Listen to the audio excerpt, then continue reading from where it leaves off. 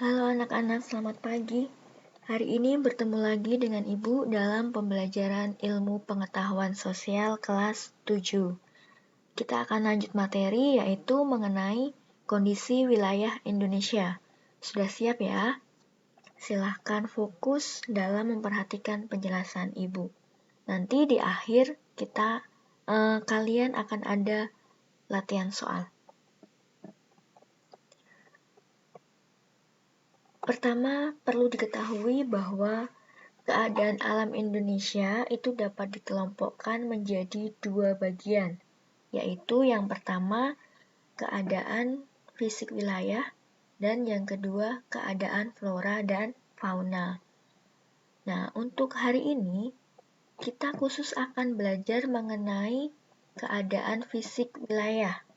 Secara lebih rincinya, keadaan fisik itu dapat dikenali dari keadaan geologi, kemudian bentuk muka bumi, dan kondisi iklim Indonesia. Nah, 3 poin penting ini yang akan kita pelajari hari ini. Kemudian, langsung kita mulai. Yang pertama, kita akan melihat bagaimana kondisi geologi Indonesia. Nah, di sini ada peta, silahkan diamati. Secara geologi, Indonesia itu merupakan pertemuan dari dua deretan pegunungan lipatan muda dunia, yaitu dari rangkaian Sirkum Mediterania dan Sirkum Pasifik. Kemudian, selain itu, secara geologi, wilayah Indonesia itu terletak pada pertemuan 3 lempeng besar, yaitu lempeng Indo-Australia, lempeng Eurasia, dan lempeng Pasifik. Nah, tumbukan ketiga lempeng ini itu akan membentuk rangkaian pegunungan yang sebagian itu akan menjadi gunung api. Gunung api itu banyak ditemukan di Pulau Sumatera, Pulau Jawa, dan Nusa Tenggara. Kemudian selanjutnya, ini ya, selain terbentuk pegunungan dan gunung api, tumbukan antar lempeng itu juga menghasilkan fenomena gempa bumi. Nah, Indonesia itu merupakan salah satu negara yang sering mengalami gempa. Kira-kira kenapa bisa terjadi gempa? Karena, seperti yang Ibu jelaskan tadi, gempa bumi itu terjadi karena lempeng saling bertumbukan, kemudian menghasilkan getaran yang sampai ke permukaan bumi, yang kita kenal dengan gempa. Siapa yang pernah mengalami gempa, merasakan gelombang gempa? Dulu Ibu pernah merasakan di tahun 2006, gempa yang terjadi di Jogja. Kemudian, gempa bumi itu dapat dibedakan menjadi 2, yaitu gempa tektonik dan gempa vulkanik. Nah, yang dimaksud dengan gempa tektonik itu adalah gempa yang terjadi karena adanya pergerakan lempeng tektonik. Dan gempa vulkanik adalah gempa yang terjadi karena adanya aktivitas gunung api atau gunung berapi. Nah, dari kejadian gempa itu juga memunculkan bencana lain, yaitu tsunami. Tetapi tidak pasti ya, hanya beberapa gempa. Contohnya waktu di Aceh. Dulu Aceh ada gempa, kemudian disusul ada tsunami besar. Selain gempa dan tsunami, itu juga ada Indonesia itu juga rawan terjadi gunung meletus. Karena apa? Karena tadi Indonesia itu memiliki gunung berapi yang banyak. Kemudian yang kedua, kita akan melihat bentuk muka bumi Indonesia. Kita tahu ya bahwa Indonesia itu memiliki pulau yang begitu banyak, ribuan.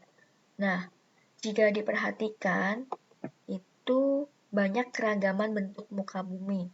Bentuknya itu dapat dibedakan menjadi dataran rendah, dataran tinggi, bukit, kemudian pegunungan, dan gunung.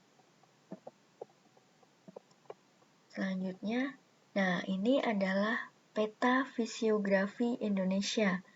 Warna coklat itu menunjukkan daerah pegunungan, kemudian warna hijau itu menunjukkan daerah perbukitan, kemudian ini warna orange itu menunjukkan daerah daratan tinggi, dan yang warna kuning ini menunjukkan daerah daratan rendah. Kemudian selanjutnya, yang ketiga, kita akan belajar kondisi iklim Indonesia. Nih, jenis iklim itu ada 3. Yang pertama iklim muson, yang kedua iklim tropis, yang ketiga iklim laut. Kita lihat satu-satu ya.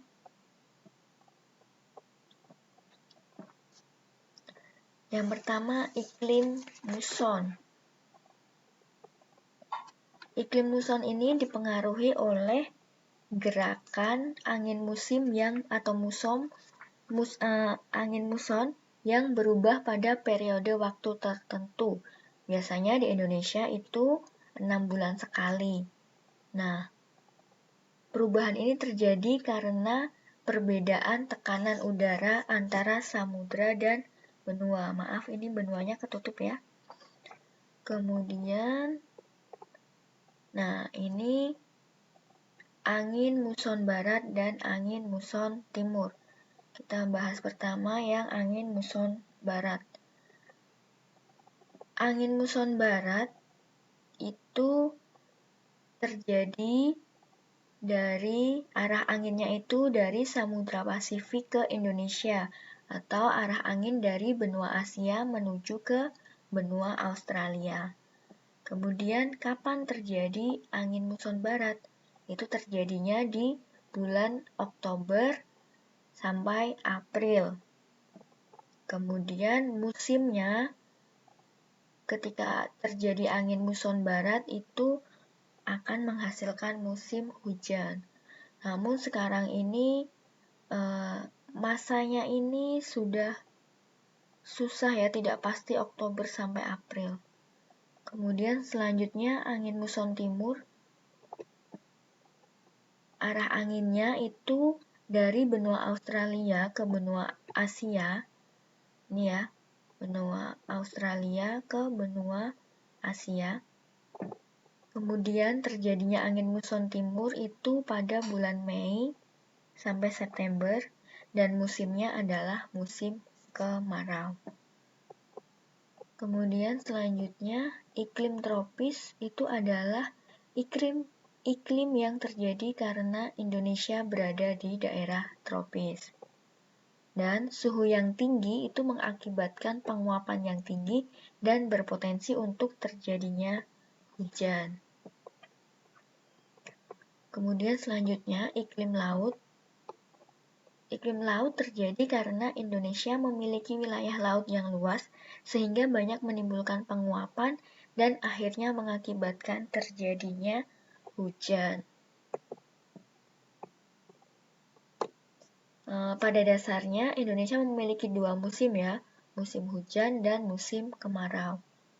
Kemudian materinya hari ini selesai. Agenda minggu depan kita akan mempelajari yang flora dan fauna.